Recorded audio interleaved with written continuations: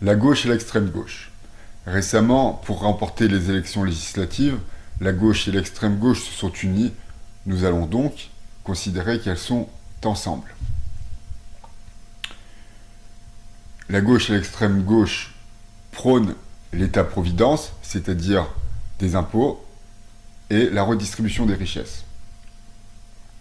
La gauche et l'extrême gauche prônent la liberté d'expression, ce qui n'est pas la même chose que la liberté de penser, et le wokisme, c'est-à-dire l'amour des autres, mais l'amour des autres anticlérical. À ce propos, on peut noter que le NPA soutient l'islamisme et soutient une idée selon laquelle les ouvriers devraient être propriétaires des outils de production du capital, c'est-à-dire promouvoir une économie capitaliste pour l'extrême gauche. On constate que quand la droite est au pouvoir, elle applique la même politique, l'augmentation du SMIC basée sur l'inflation et l'augmentation des minima sociaux basée, elle aussi, sur l'inflation. On constate que la gauche et la droite au pouvoir pratiquent la même politique économique.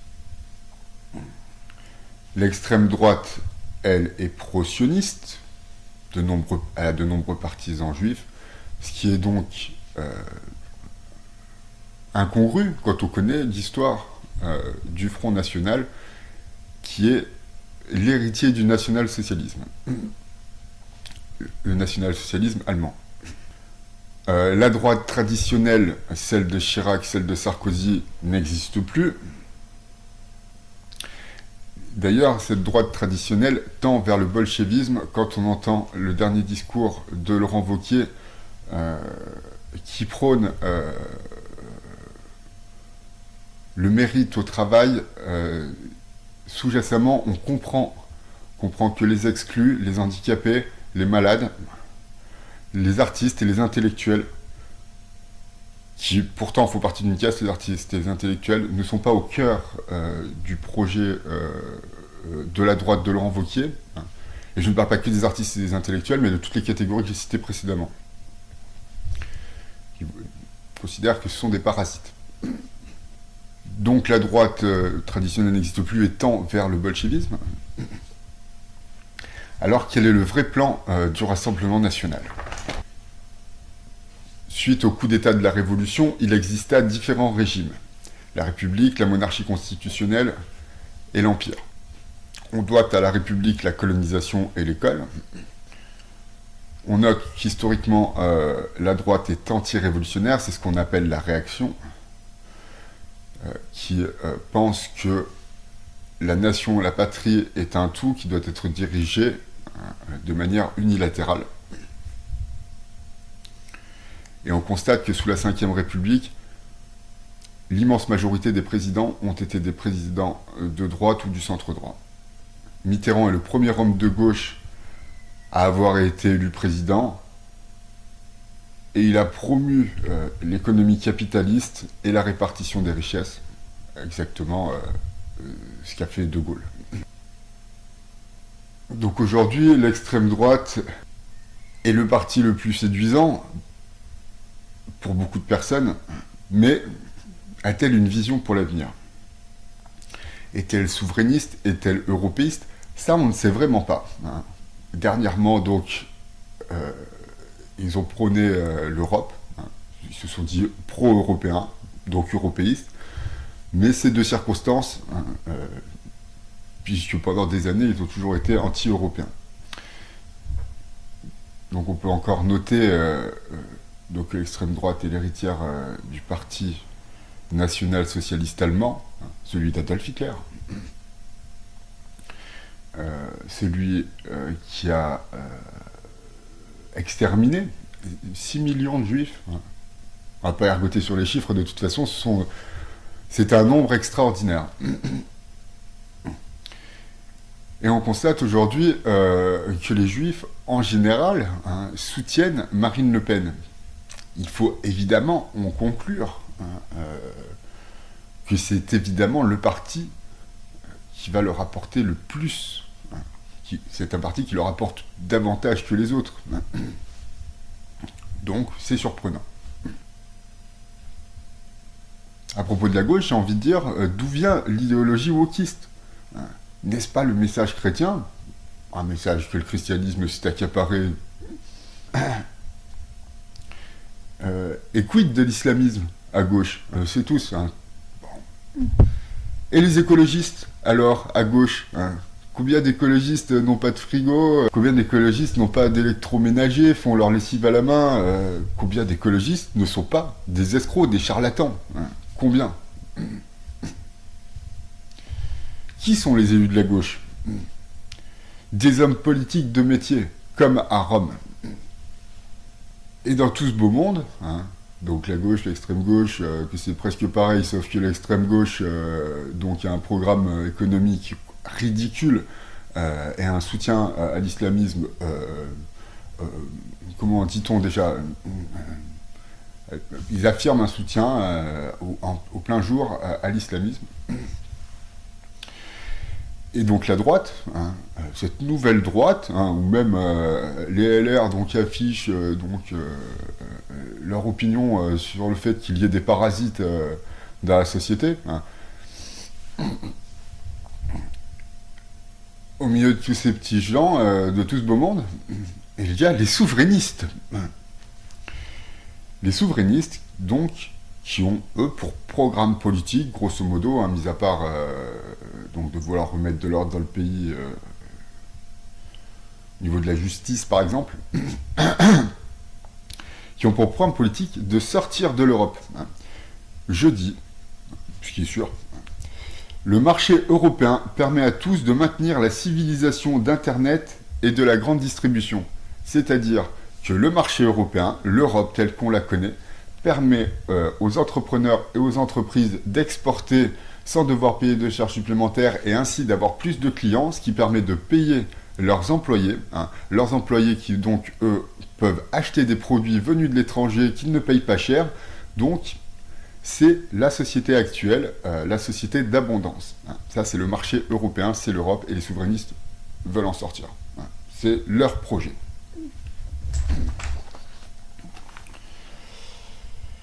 L'extrême droite est donc la proposition politique la plus intelligente. C'est l'amour des valeurs chrétiennes, le respect des institutions républicaines. Dernièrement, elle est donc européiste, propose de maintenir notre niveau de vie. Comme beaucoup de gens, par tradition, s'opposent à l'extrême droite, et que bien sûr, pratiquement personne ne vote à gauche à part l'immigration, Emmanuel Macron a été élu 2 fois, et le prochain président devrait être Édouard Philippe. Or, dans le contexte où l'islamisme est puissant aujourd'hui, je rappelle qu'Édouard Philippe est juif, et ça va faire mal. Alors je retiens à rappeler que je ne juge personne, il y a peut-être des gentils à gauche, je ne juge pas d'où vient la gauche, mais je rappelle que la gauche aujourd'hui ne défend pas vraiment des valeurs de gauche. À propos de l'économie en général, de la liberté de penser, la philosophie, pas la liberté d'expression, ça n'a rien à voir. Ne défend pas la liberté de penser. Et que les hommes politiques de gauche sont donc, comme à Rome, des hommes politiques de métier, des riches et tout ça. Et, nul n'est besoin de rappeler que les ouvriers ne votent plus à gauche. La situation politique en France est plus qu'ambiguë, compliquée, complexe. Et cela est dû, à mon sens, au contrôle de la liberté d'expression, que ce soit à travers les journaux, papier, ou ce nouvel instrument qui s'appelle YouTube, puisque là aussi la liberté d'expression est contrôlée. Dans le journalisme, que je connais, de presse écrite, il n'y a pas de place à l'excellence. Je ne vais pas vous faire la démonstration en lisant des articles de journaux que ce n'est pas écrit en français normal, soutenu, correct. La plupart des articles sont écrits en discours indirect libre, ce qui n'est pas normal. Ce n'est pas comme ça qu'on devrait écrire. Et c'est la démonstration que les gens qui écrivent ne sont pas capables d'écrire, donc de retransmettre des informations. Si donc les journalistes se recrutent par copinage ou donc il faut avoir fait une école, donc il faut être riche. Parce qu'il n'y a pas d'école publique. Je dis que par exemple, un type célèbre comme Joseph Jovanec n'a pas de subvention pour travailler, organiser des recherches, il n'en a pas. Par exemple, moi je ne vais pas être payé par un journal pour dispenser mes propres analyses politiques. Alors que je suis sans doute le type le plus brillant pour le faire. Donc, dans la presse, où est le discours de gauche produisons moins, polluons moins. Alors aussi, on note aussi dans le discours de gauche donc la redistribution des richesses. On aime tout le monde, mais pas le christianisme. Mais où est l'islam Et puis c'est nouveau aussi, et puis Israël, c'est des méchants. Enfin, c'est nouveau, en tout cas, aujourd'hui, on l'entend tout le temps. À droite, dans la presse de droite, c'est pas mieux. La ligne éditorialiste donc, est anti-wokiste. C'est-à-dire, c'est le prisme à travers lequel il traite la politique. L'anti-wokisme. C'est pas très intelligent. Et la ligne éditoriale est aussi anti-islam, et ça, c'est bien. Donc la liberté d'expression sur YouTube.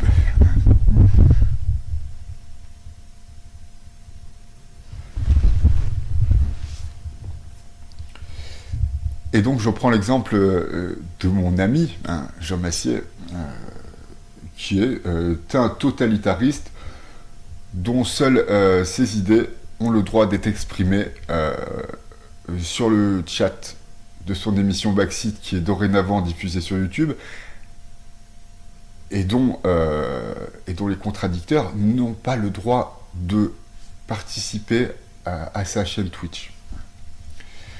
Par exemple, il n'invite pas l'extrême droite, car selon lui, ses idées sont anti-républicaines.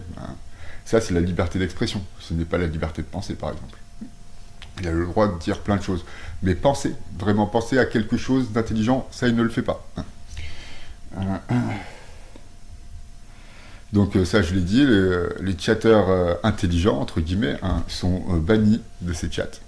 J'ai plusieurs comptes, je suis banni sur tous les comptes.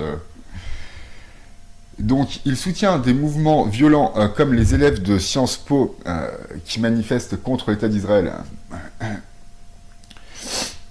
au lieu de promouvoir des actions pacifiques, comme par exemple l'édition d'un journal. Et si on veut lutter contre le gouvernement Netanyahou, on ne manifeste pas comme des sauvages, a fortiori quand on est des gamins privilégiés qui ne sommes pas vraiment des sauvages et qui démontrent juste le niveau de notre sagesse. Bon, d'accord, ils ont seulement 20 ans. Mais par exemple, dans les commentaires ou sur le chat Twitch de Jean Massier, on ne peut pas expliquer à Jean Massier et à ses camarades que une manifestation est a priori une action violente et qu'une action pacifiste serait de la part de ces types, de ces jeunes gens, qui ont les moyens de créer, de fonder un journal pour s'opposer de manière pacifique, intelligente et philosophique à des actions et à des idées qui sont contraires à leurs valeurs. Mais ce ne sont pas les valeurs de Jean Massier, l'intelligence. Et donc, on ne peut pas s'opposer de manière pertinente à Jean Massier et à la gauche en général, de toute façon. Donc on peut noter aussi sur YouTube l'appauvrissement culturel, c'est-à-dire la maîtrise de la langue. J'ai pu noter sur Le Point, 2 fois, je ne sais pas s'il y a un secrétaire de rédaction pour corriger les fautes d'orthographe, mais bon, sur leur vignette, ils confondent le conditionnel passé et le futur antérieur, ce qui est relatif à la concordance des temps. Ce n'est quand même pas très très dur en vrai. Et voilà, donc ce sont des gens qui ont un petit problème avec la maîtrise de la langue. D'où ma question, est-ce que l'appauvrissement intellectuel ne commence pas avec l'appauvrissement culturel ? On sait que la sophistication des outils, du mode de vie, conduit à un affaissement intellectuel des gens, puisqu'ils ont besoin de savoir faire moins de choses. Donc les types, les journalistes aujourd'hui et tout, ils maîtrisent vachement bien la souris. J'ai pas de stylo, mais ils maîtrisent un petit peu moins bien l'écrit. Ce qui est dommage si on écrit des textes sur Internet, c'est dommage de pas maîtriser la langue. C'est grave, quoi, je veux dire. C'est grave. Alors, les youtubeurs de droite. Je passe vite fait sur le fait qu'il existe un YouTube islamique, ou islamiste. Toujours un problème, je sais pas si on dit islamique ou islamiste. Dire que ça existe, que c'est très dangereux, très néfaste, il propage des idées Enfin, c'est pas des idées, quoi, c'est des propos violents, point.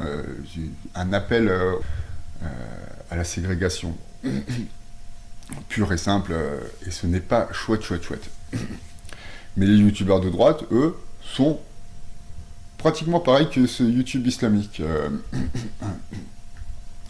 J'en prends l'exemple de Aya Nakamura, dont le nom avait été cité pour chanter durant la cérémonie des JO, et par exemple, que ce soit chez Cro-Blanc, un youtubeur célèbre, ou Nicolas Faure, un petit peu moins célèbre, mais qui a beaucoup d'amis quand même dans le YouTube game, qui donc s'offusquait que Aya Nakamura, fille de la colonisation, chante aux JO. Comme je le dis, je ne vois pas en quoi Barbara Pravi représente mieux la France qu'Aya Nakamura. L'argument fondamental de ces youtubeurs était que si la France organise les JO, la France doit montrer sa grandeur. Donc d'une part, Aya Nakamura, fille de la colonisation, d'autre part, c'est le Troisième Reich qui organise les JO pour démontrer la supériorité de la race allemande. Et donc voilà, si on va sur la chaîne YouTube de ces gens-là, et qu'on leur dit oui, non mais regarde, tu te trompes, c'est pas ça l'histoire, c'est comme ça que ça marche normalement. Les gens ne sont pas d'accord, et il est difficile de communiquer de toute façon. D'où le contrôle de la liberté d'expression sur YouTube. Mais on peut aller plus loin que dans les histoires de politique, puisque même sur les chaînes de philosophie, on se fait alpaguer, agresser. J'en veux l'exemple de la chaîne de Mr. B, un mec là. Et puis je suis allé voir d'autres vidéos sur sa chaîne, et donc je tombe sur une vidéo qui parle de la philosophie de Monsieur Petite. Et donc, moi, je ne suis pas du tout d'accord avec la philosophie de Monsieur Petite, et je le fais savoir dans les commentaires. Et là, des mecs, dans les commentaires, viennent m'expliquer de manière assez virulente que j'ai forcément tort, puisque Petite a écrit un livre. Donc, j'ai forcément tort. Petite a forcément raison. J'aurais pas aimé avoir les profs de philo de ces mecs-là. Impossible de discuter, même sur des sujets comme la philosophie. Ça n'atteint pas que la politique. La liberté d'expression ne concerne pas que la politique sur YouTube, mais tous les domaines. J'imagine que si on doit parler des chevaliers du zodiaque ou de musique, ça doit être aussi sympa. Sur YouTube, l'échange intellectuel est pratiquement impossible, même sur les chaînes comme La Tronchambier, bon, je veux dire, normalement, qui sont des grands intellectuels, à défaut d'être de dextres philosophes, au moins ce sont des intellectuels, et l'échange n'est pas vraiment possible. La censure aussi fait partie, fait partie de l'univers YouTube, pas plus à droite qu'à gauche, et ça je peux le constater, la gauche qui promeut la liberté d'expression, mais qui ne l'applique pas. Je ne suis vraiment pas le seul. Je ne suis vraiment pas le seul à avoir apprécié les contenus de Jean Massier et à en subir les foudres, puisque celui-ci, enfin au moins sa commune, n'est pas contente de ma participation, ne tolère pas ma participation. Et je ne suis pas le seul. Je vous citerai le commentaire de quelqu'un qui m'a fait poiler de rire, hein, mais je n'ai plus son pseudo. Hein. Jean Massier prône la démocratie, mais sur son chat, c'est pas la démocratie. Ce qui est absolument vrai. Ce qui va donc contre toutes les valeurs pour lesquelles il se bat. Hein. Et comme un imbécile, il continue. Hein. Puisque donc, moi j'ai fait cette vidéo pour répondre à un de ses commentaires, puisque moi je l'avais bien taillé le mec et tout. Je le mettrai sans doute. Je l'avais bien taillé et tout, quoi. Et donc, bah, je voulais répondre à son commentaire. Aujourd'hui, y a-t-il un homme politique qui propose une vision politique pour le futur ? Quelque chose de structuré, où vraiment c'est pas au jour le jour, où on fait pas de la politique au jour le jour, on fait de la politique sur le long terme, avec des réponses à court terme et une vision à long terme. Y a-t-il des militants politiques pertinents, hein? Est-ce que Nicolas Faure, est-ce que Cro-Blanc, est-ce que Jean Massier sont des hommes politiques pertinents? Rien n'est moins sûr. Notre prochain président devrait être Édouard Philippe. L'électorat de gauche, c'est l'immigration. Les roses votent plutôt à l'extrême droite aujourd'hui. Les ouvriers votent à l'extrême droite, hein, les roses en général.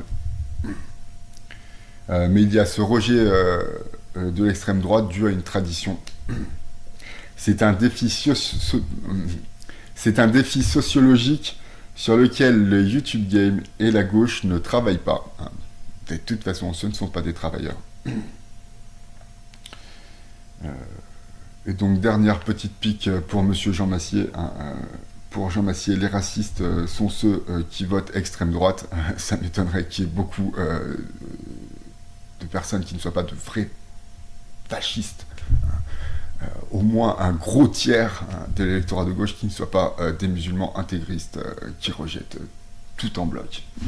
Merci Jean, et à la prochaine.